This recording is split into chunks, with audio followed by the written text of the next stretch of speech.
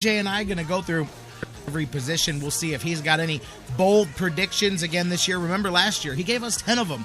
7 of them were good predictions that nobody else had. So getting ready to go to the phones. You can't call us. You can Facebook us, tweet us, email us. Facebook.com/TheSportsFix. Tweet with us at TheSportsFixCLE. Email us, TheSportsFix@AOL.com. I'm going to the phones. Fantasy football for winners. You know it. My man, BJ Rudell, joining us on the hotline. BJ, how you doing this afternoon? Good, J-Rock. How are you doing? Hey, I'm fantastic, man. I'll be even more fantastic after these not real football games are over with, as they wrap up here in the next couple of days, and then we get into the real deal. But other than that, I am great, man.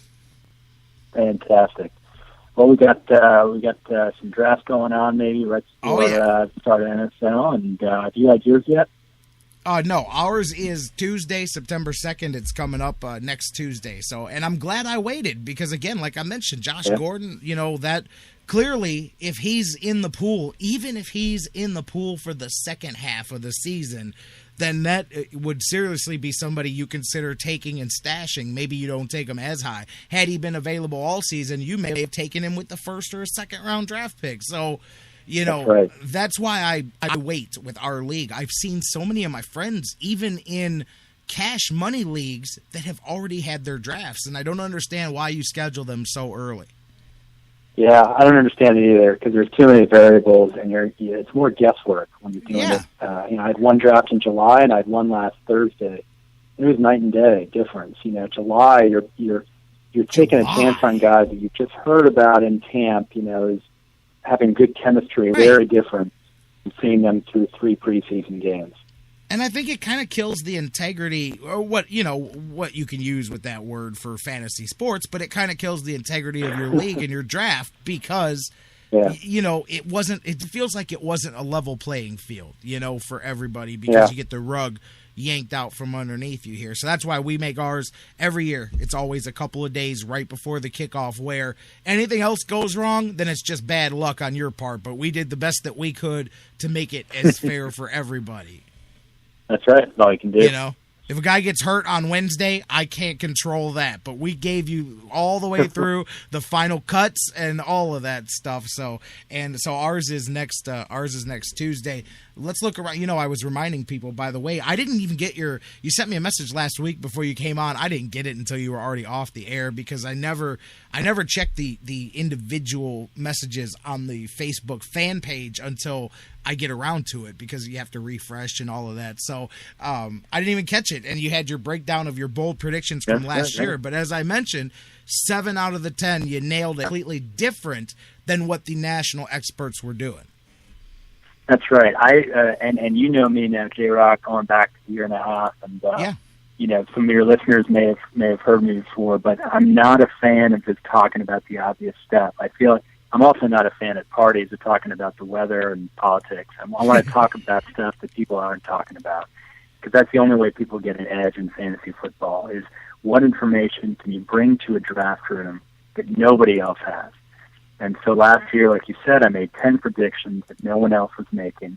I looked up CBS Sports, ESPN, Yahoo Sports, or anyone who had rankings out there, what was going against the grain. And some of those included Michael Floyd. I predicted he'd be a top 25 fantasy scorer. I thought he'd get 1,000-plus yards and 8-plus TDs. ESPN ranked him 57, Yahoo 40th, and he ended up getting 1,000-plus yards and 5 TDs. He ranked 22nd among receivers. And that was true for Antonio Brown. I picked him as a top 10. Adrian Peterson, I said, don't take him first.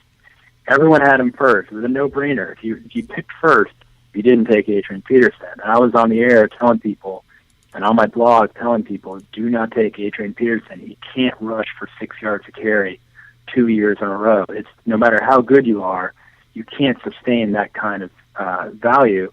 Defenses will adjust. And sure enough, even if he had played a full 16 games, he would have been at best the 4th best running back. This year I've got a new 10, and what do you got? Trying again. What do you got? Why don't you lay some of them out here for us, then, man? What do you got here this year? right before your draft, you're saying you want to know some of these. What would you rather, or would you rather wait until next week when we kick off the season? I'll leave that to you. I'm happy to because we've why got a else lot to get into, here, right? Let's do it. Fantasy football. Talk about what's out there. One of my picks is Jordan Matthews. I think he's going to be a top 25 receiver. I don't believe Jeremy Maclin can stay healthy. And if he does stay healthy, I don't buy into him being the number one quality receiver that a Deshaun Jackson was. Or you take out 2 games or 3 games that he had last year, and he would have finished with 400-something yards and, I think, 3 TDs. Now, in fairness, you can't just remove games. Games matter every game. But Riley Cooper is about as inconsistent as they get. And I think Jordan Matthews is going to be a guy who's going to be starting most snaps by midway through the season. And it's going to be a tremendous talent in this league. I also think, as far as top 25, Devontae Freeman, running back for Atlanta. I'm not a fan of 30-plus-year-old running backs, especially those with a lot of wear and tear. And anyone who's drafting Steven Jackson needs to think twice, because Steven Jackson's going in the 6th, 7th, 8th, 9th round, and people shouldn't even waste a pick when they can get better value from younger guys who are more you're more confident are going to stay healthy. And I think Devontae Freeman early this season is going to be a guy who's going to be carrying 15, 20 times. And in that Atlanta offense, that could be tremendous value. You want me to just keep going down the list, or you want me to stop there? And Absolutely. Let's. I'm with you here so far. I'm making notes too. Cool. But who else do you got on your top 10 predictions? These are all... Jordan Reed.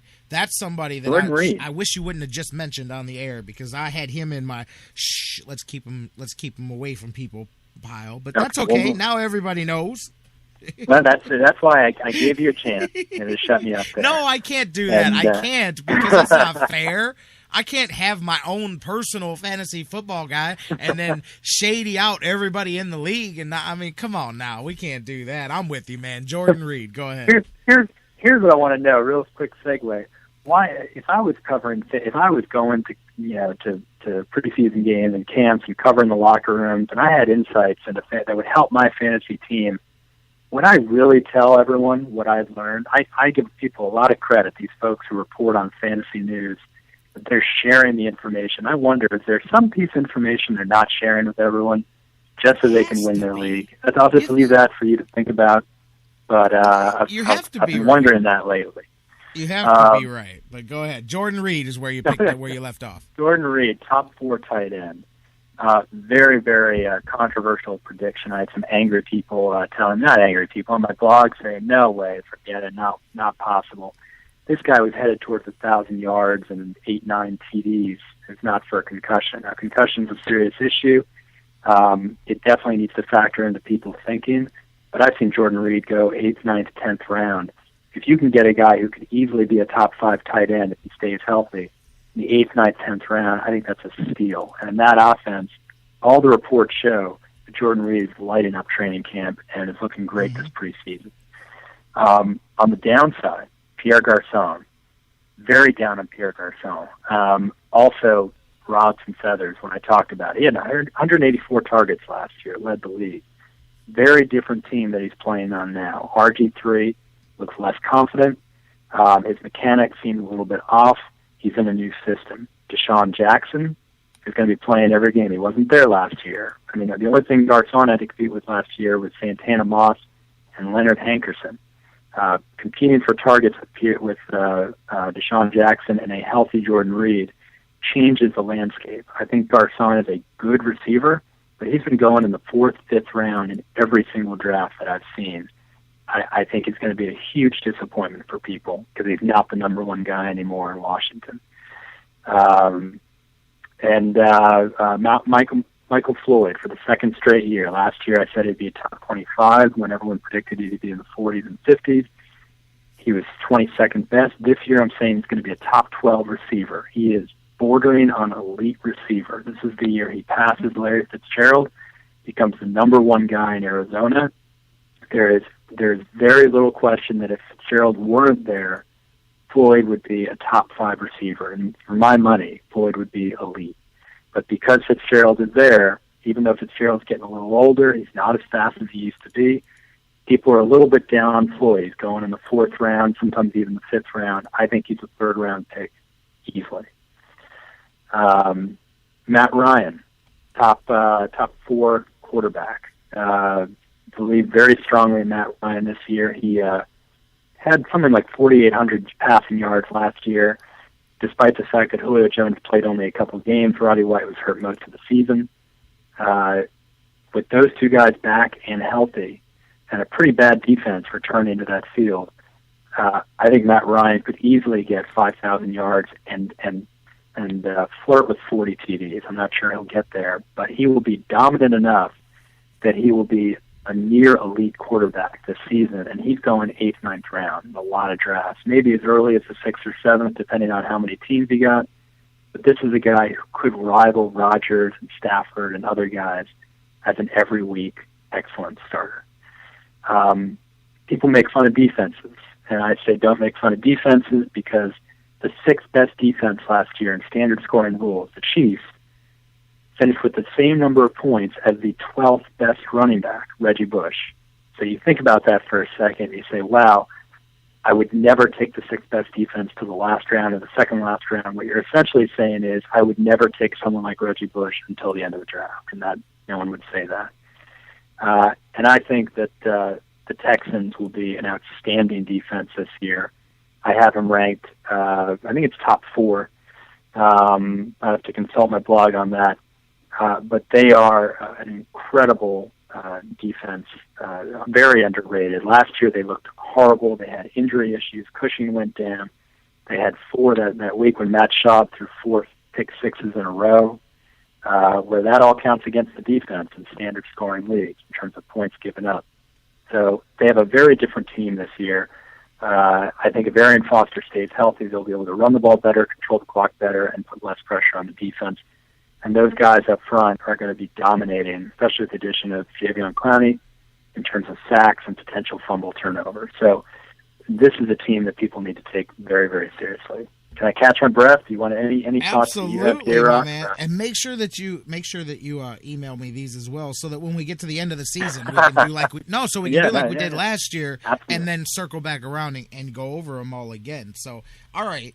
Let's see. I mean, looking at all of that, I've made my notes on that. The first place I want to start, before we go into any positions, this one is just a strictly subjective question. You are on the clock. You have the first pick. Let's just say it's a 14-team league. You're on the clock.